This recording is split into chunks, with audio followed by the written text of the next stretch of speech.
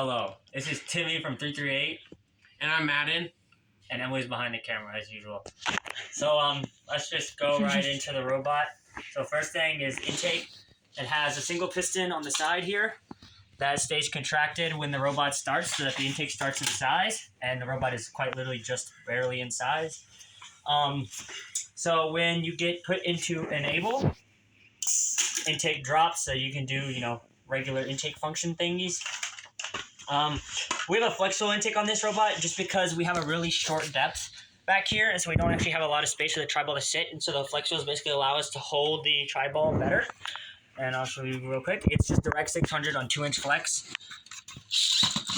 but it just holds it in there, and you can see the flexibles kind of deformed. But if it was rubber bands, the rubber bands would just kind of wrap around and they would come off of the thing. So we had to switch to flexibles like literally the night before Speedway. But it holds them in there really well, and spits them out very easily.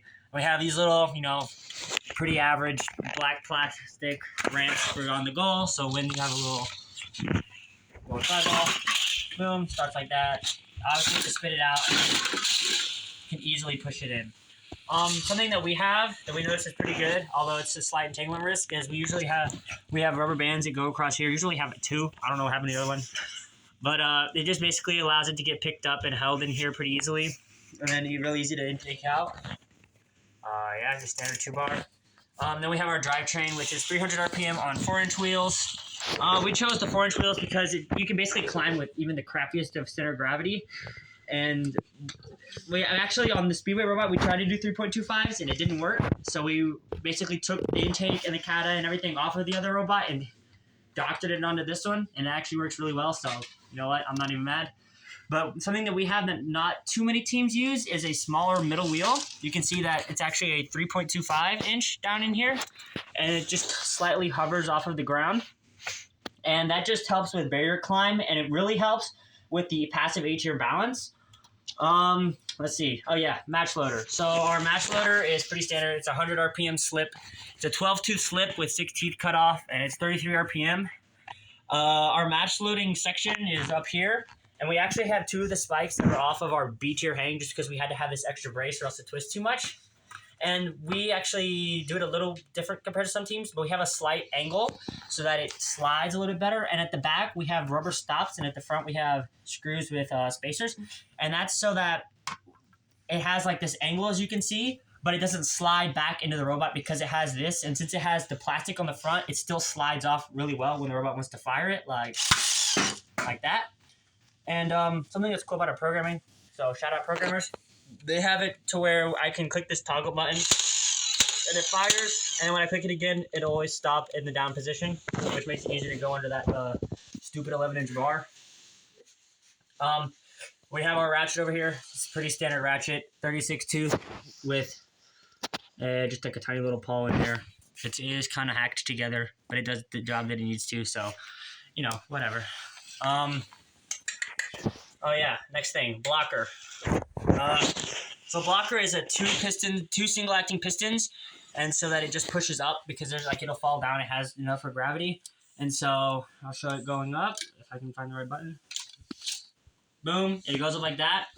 And something that's really cool and has actually been pretty helpful is this second stage, and this second stage is deployed using tightened strings. So Emily, if you'll show this in here. So these strings actually go down to our B tier because the B tier is down during the rest of the match. That this string becomes tight and it pulls the second stage up, which allows us to overhang other robots. Like flywheel robots can't get over our blocker, and even lifted shooters struggle a little bit. If you watch Speedway finals, we were able to stop a couple of 2 shots just because we were basically just knocking the tri-balls off of their match loader before they could actually fire them. And there was a couple at Cornerstone and Elims. There was one team that they put their shooter up and they couldn't actually put the tri-balls on because the overhang just completely blocked their shooting mech. So even though they had an elevated shooter, they couldn't even get their hands in there to place it. Really useful. In the future, though, probably going to have to do a bigger second stage because robots are getting taller and taller. And people are actually starting to put their shooting mechs towards the back of the robot. So if their shooter's here, even if it's slightly shorter than the blocker, it can still arc up over it. So bigger second blocker stage. Boogie Woogie did that for Elims at Speedway, and it was pretty good. But it wasn't too effective against us because we don't have a lifted shooter. But it was pretty crazy. Oh yeah. Last thing about the blocker is it has these plastic ramps that when it's down, when the intake floats up, it rubs really easily on that plastic, and so it's not going to get caught on like the C channel, and it's not going to scuff against the strings or anything. So that way we know that the intake is never just going to like not work. Which actually happened to us like literally the night before Speedway. These bars would get hooked in these loops. So that's why we have like this janky 30 wide on the front of the robot. It was a 20, but it started basically this started swiggling back and forth and this swiggling back and forth, and it was getting stuck inside of here. So I kid you not, we went out, got a piece of C channel, and just like tacked it on there. We're like, you know what, whatever, this will probably work, and it actually did. So you know what, that's fine. If you want to talk about your parts now, Madden. Okay, so another cool part of our robot is our wings. They're pretty typical. Timmy can open them. And they're just like regular wings. As you can also see, they're kind of elevated off the ground, which allowed us to descore the match load out of the match load zone. So it can just like flick them out. Just like, yeah.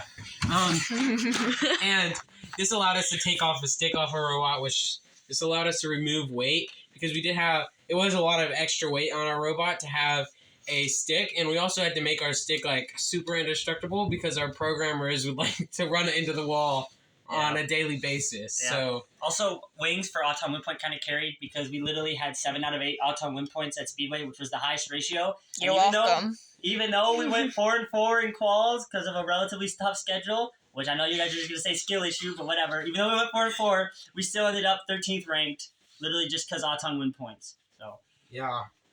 I mean, kind of crazy that there were some 4-4 teams that were in like 60th place.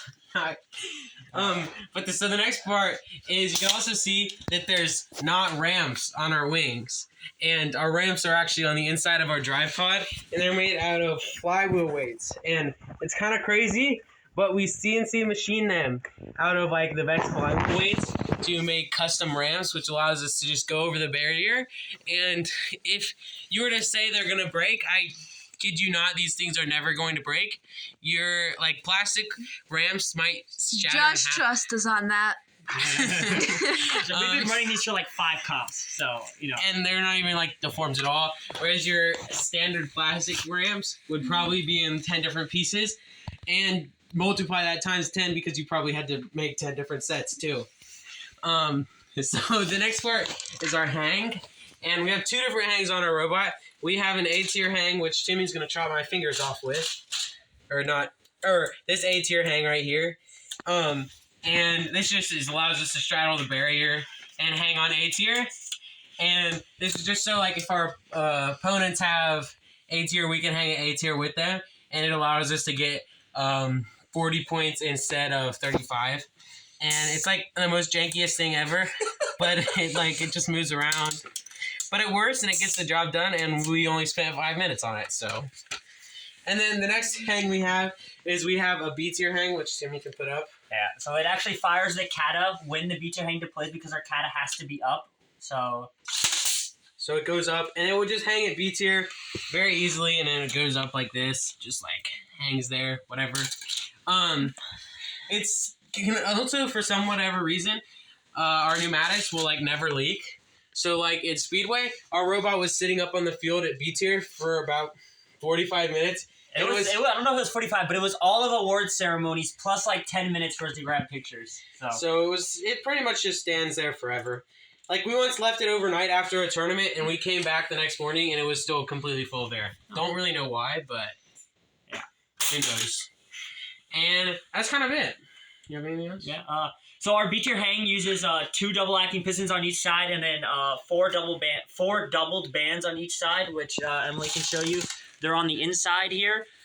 It's literally just a screw with a spacer on it to hold them in. And then something that Madden discovered that's actually really cool and apparently has come in clutch is the use of 2 radios, which we've been asked a lot about this. So Madden, if you want to explain. So like literally you just put 2 radios on your robot, and for instance, let's say, I don't know, a robot somehow dislodges this radio. So you unplug it, and it will immediately, in like about a second or 2, switch to the other one.